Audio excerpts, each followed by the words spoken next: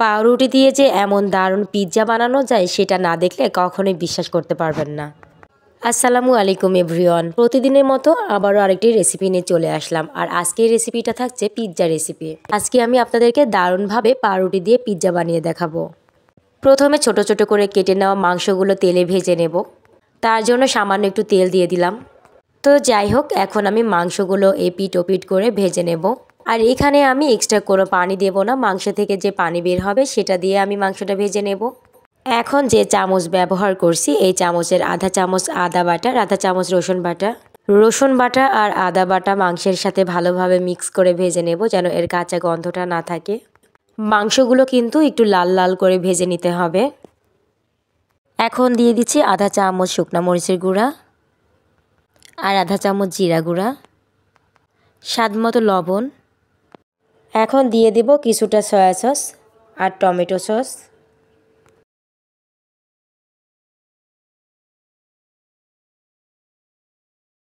এখন সবগুলো নেড়েচেড়ে আবারও ভালোভাবে মিক্স করে নেব।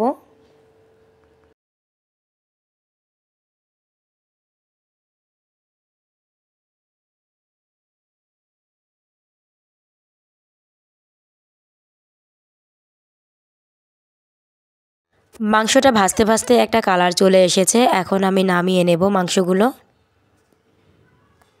এখানে আমি ছোট ছোট করে কয়েকটা পাউরুটি কেটে নিয়েছি, আর যতটুকু পাউরুটিটা ভেজানোর জন্য দুধ লাগবে ততটুকু দুধ দিয়েছি, আর দিয়েছি 2টা ডিম। এখন সবগুলো ভালোভাবে মিক্স করে নেব। পাউরুটিটা কিন্তু খুব ভালোভাবে ভিজিয়ে নিতে হবে মিহিন করে। এখন এভাবে চামচ দিয়ে পাউরুটিগুলো দুধের সাথে মিশিয়ে নেব। আর এখানে কিন্তু গরম দুধ দেওয়া যাবে না, একদম জ্বালিয়ে নেওয়া ঠান্ডা দুধ দিতে হবে। গরম দুধ দিলে ডিমটা দলা পেকে যাবে, তাই চেষ্টা করবেন ঠান্ডা দুধ দেওয়ার। তো দেখতেই পাচ্ছেন চামচ দিয়ে কিন্তু পাউরুটিগুলো দুধের সাথে খুব ভালোভাবে মিশিয়ে নিয়েছি। চুলায় আগে থেকে একটা প্যান বসিয়ে নিয়েছি। এখন মিক্স করা পাউরুটিটা ঢেলে দিলাম। এখন ভালোভাবে গোল করে নিচ্ছি পাউরুটির মিশ্রণটা। আর এই পাউরুটির মিশ্রণটা আমি মাংস ভাজা তেলের উপরে দিয়েছি।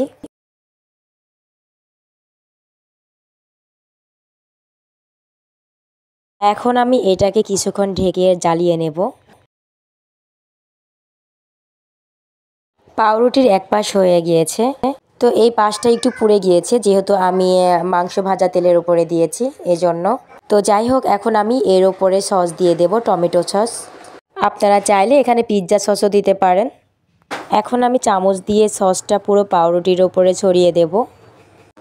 আর এই পাউরুটির ভাজা পাশটা আমি প্লেটের ওপর করে ঢেলে নিয়েছিলাম, তা না হলে খুন্তি বা চামচ দিয়ে উঠাতে গেলে ভেঙে যাওয়ার সম্ভাবনা থাকবে।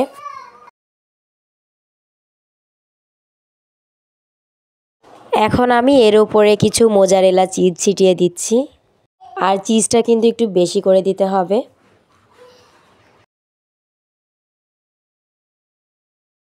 এখন দিয়ে দিচ্ছি চিকন চিকন করে কেটে নেওয়া কিছু টমেটো। আপনারা আপনাদের মতো পিৎজাটা সাজিয়ে নিতে পারেন। এখন দিয়ে দিচ্ছি মোটা মোটা পেঁয়াজ কুচি।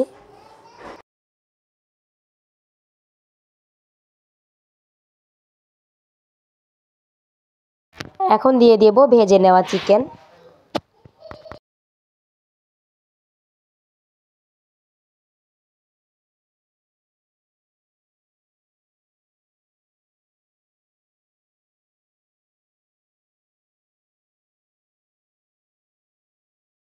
এখন দিয়ে দিচ্ছি ছোট ছোট করে কেটে নেওয়া কিছু ক্যাপসিকাম।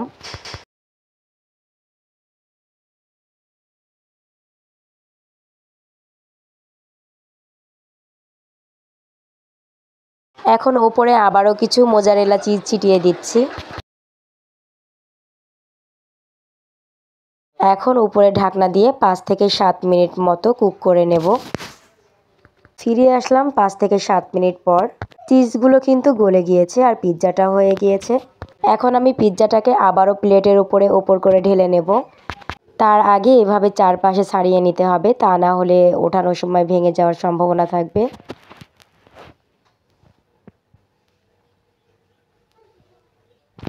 তো হয়ে গেল পাউরুটি দিয়ে দারুণ স্বাদের পিৎজা। আপনারাও ট্রাই করবেন, আশা করি খেতে খুবই ভালো লাগবে।